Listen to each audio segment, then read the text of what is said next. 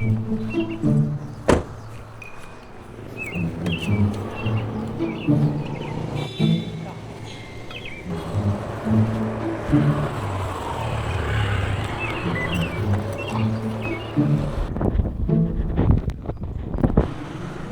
chào anh ạ. Anh đi xem loa đúng không ạ?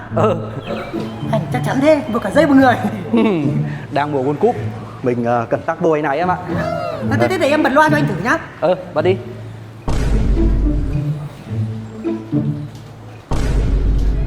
Anh ơi, em bật rồi anh ạ. Anh Ok xin. Đường thương đau đầy ái nhân gian.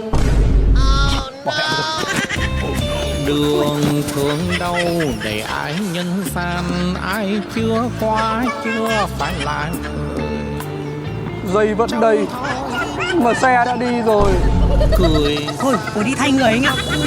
Nhanh thế. tôi trắng tay gọi tên